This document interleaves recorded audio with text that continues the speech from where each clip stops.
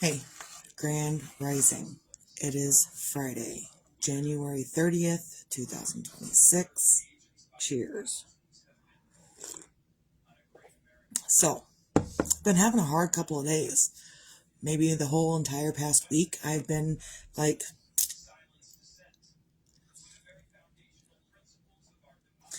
and it's not just me, it's others. Sometimes it's my fault because I requested help. So, for instance, 2 nights ago, I requested my husband help me with dishes. And then last night, I requested him that the next time he helps me with dishes, that he goes and follows through every one of them, up to and including taking the dishwater out of the sink. Because waking up yesterday morning with dishwater still in the sink and not all the dishes were done, even though I asked for his help, he's like, oh, I'll get it. And I've already discussed it with him, kind of. I sent him a message. We haven't really talked this morning, which is fine. But I kind of went off on my daughter last night because she comes out and she's like, I need laundry washed. I'm like, oh, okay. And I was already furious, like beside myself furious, that I was looking at the dishes that should have been done the night before. And again, randomly, there will be nights that I just won't do dishes. And I'm okay with that. But then on the nights when I'm going to do the dishes, I really don't half-ass it. So then that turned into a whole discussion, and I wasn't nice. I'm calm right now. Last night, in the middle of it, I was not calm whatsoever. So we're going to have moments where when we're dealing with others, we are not calm. And it's not entirely her fault.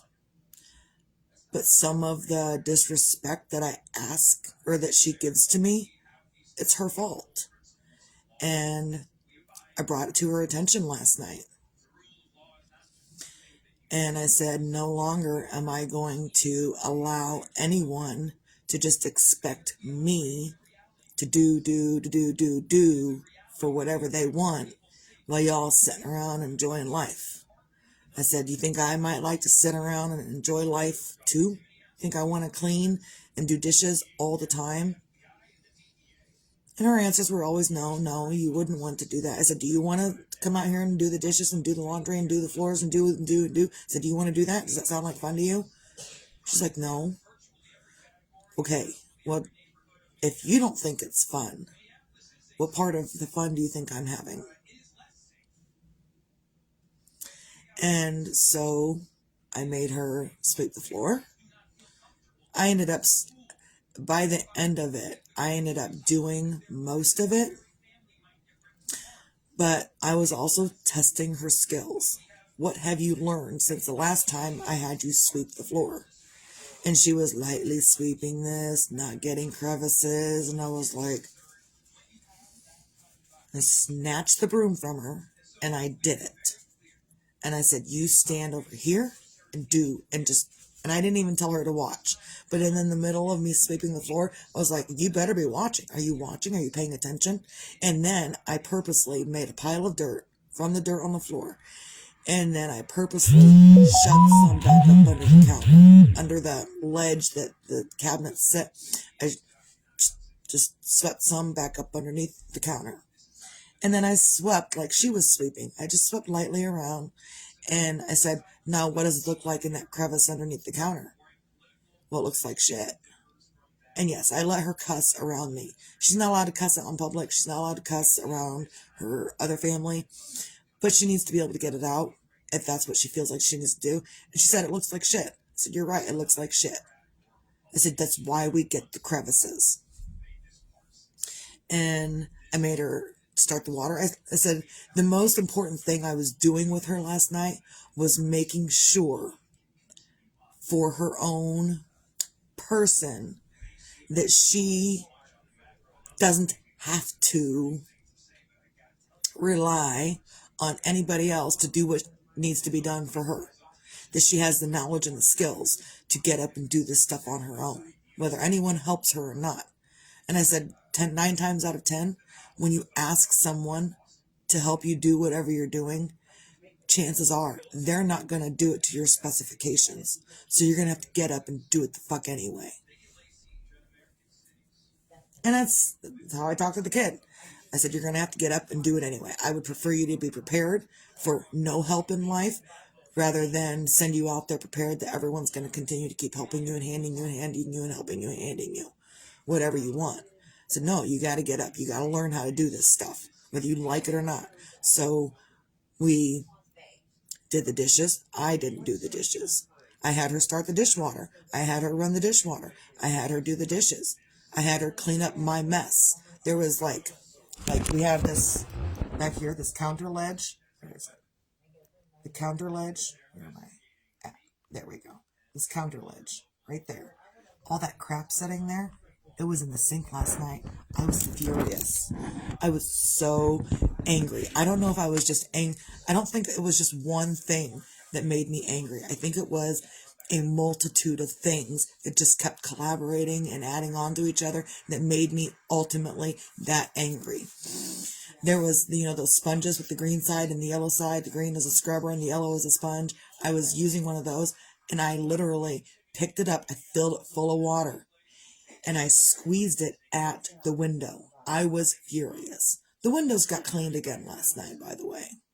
And then when I did finish cleaning the windows, I had a whole bunch of paper towel. And after I got done cleaning, wiping all the soap that I spread all over the windows in my anger, I took the paper towel and I ripped it into fucking shreds all over the place. And I kicked it. And I didn't destroy anything of significance. Nothing that was I had to break it or I had to clean it up because I broke glass or I didn't do any of that. But I did tear the fuck out of the 15 sheets of paper towel that I used to wipe up the fucking mess on the windows. I was furious last night. I don't even think furious covers it. So she helped me she did the dishes. I had her run the dishwater. I had her wash the dishes. I had her rinse the dishes. I told her I was going to help her with the dishes, but then I felt like I wasn't going to. Sometimes if I'm in the middle of them doing whatever they're doing, then they're not learning.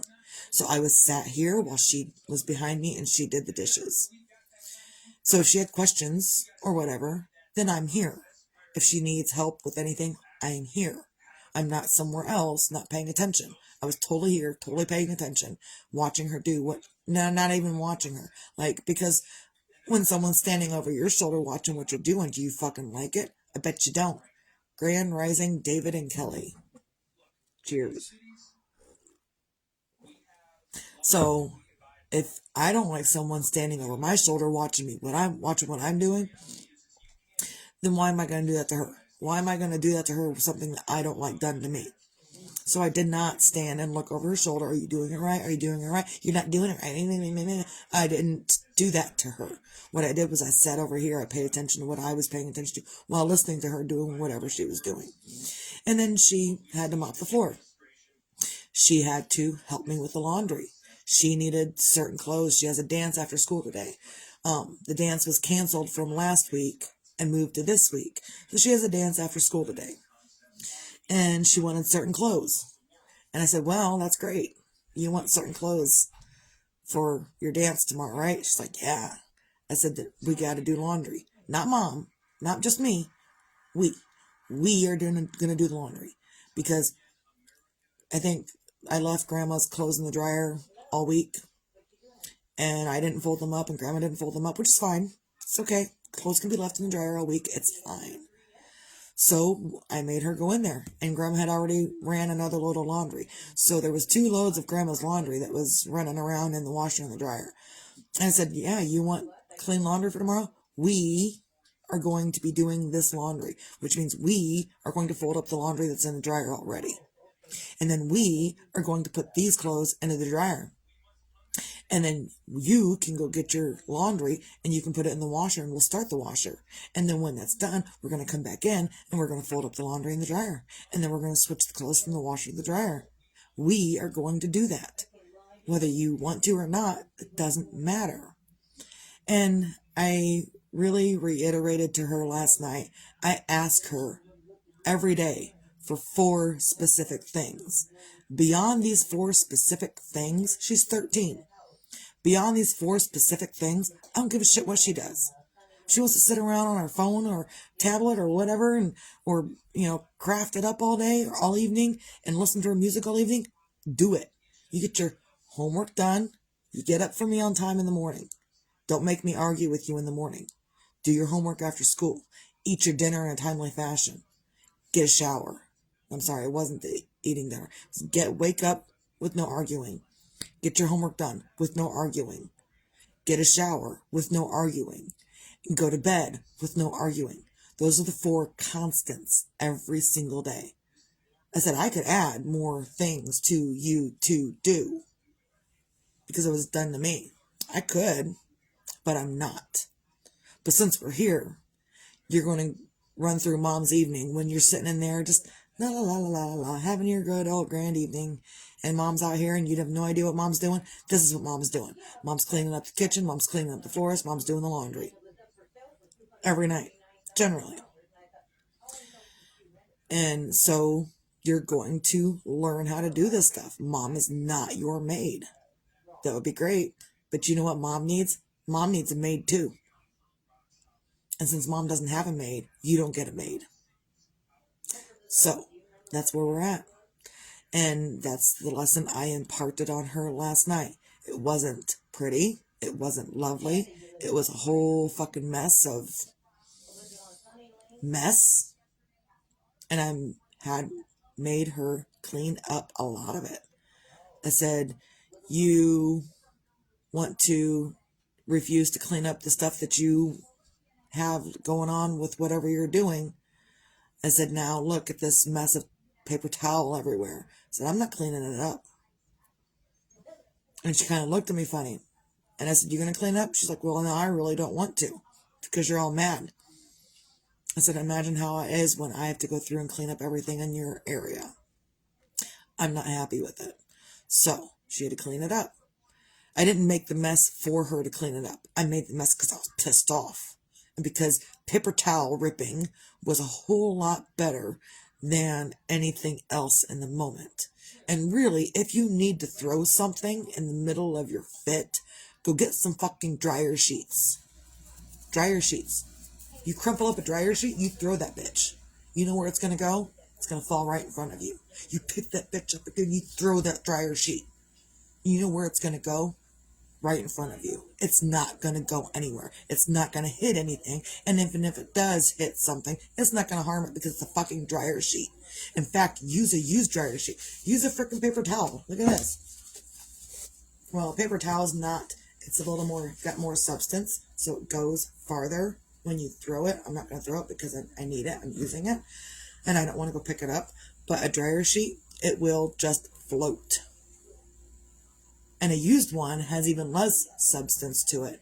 So that will be even better for throwing purposes.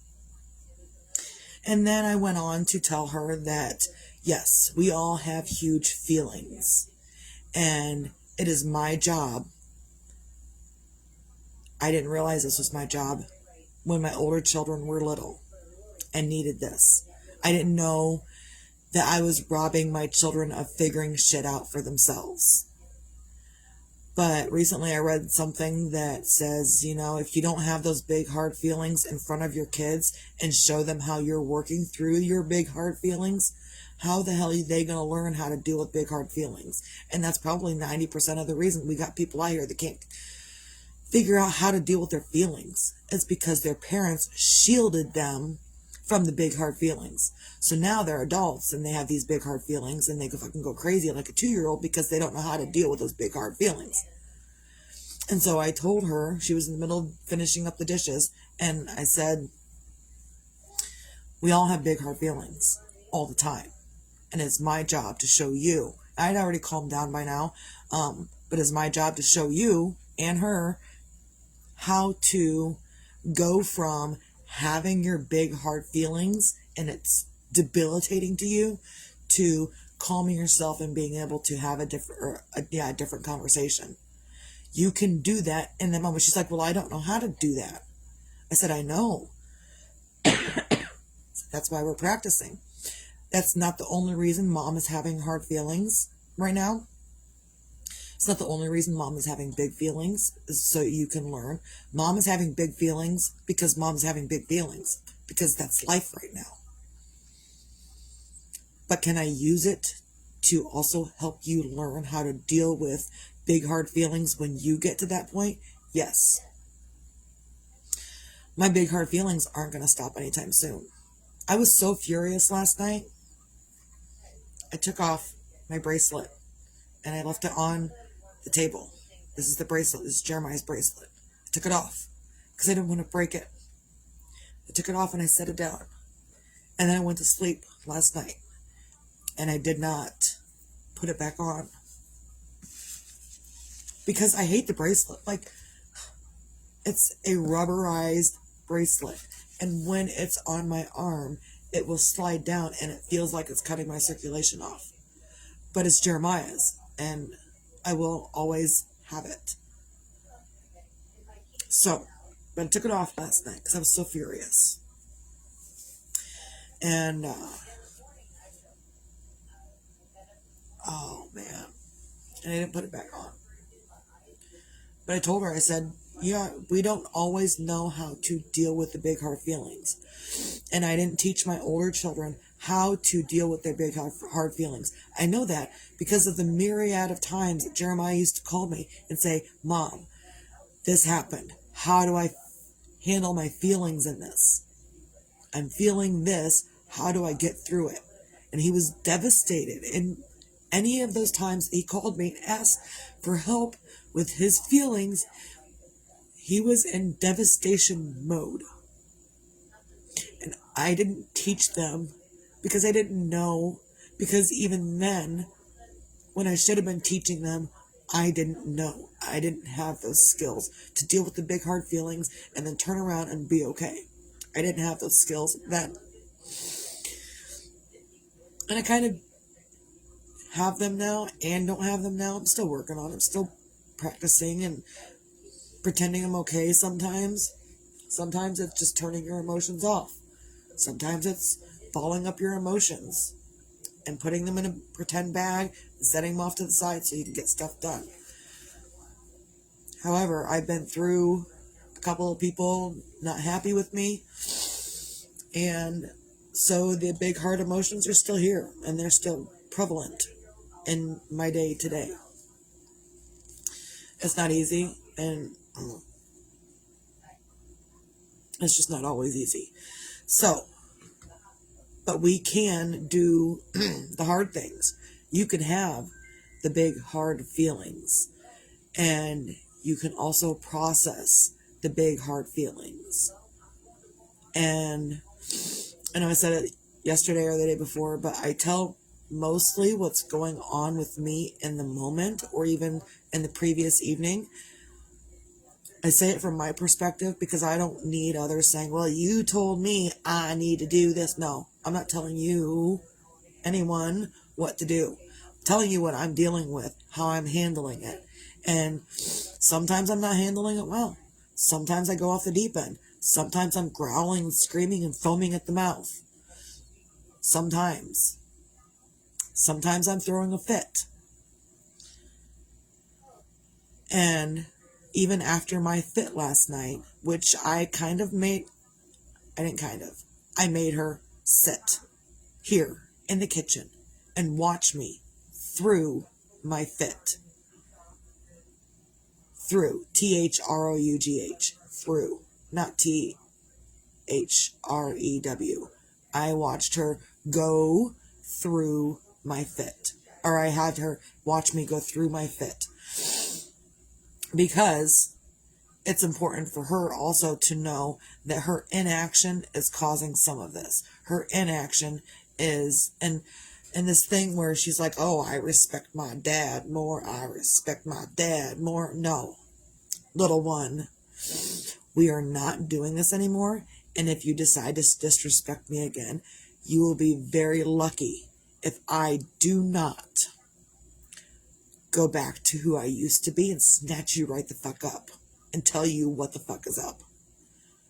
Because sometimes, and I tell her straight up, sometimes I want to knock you into next Tuesday.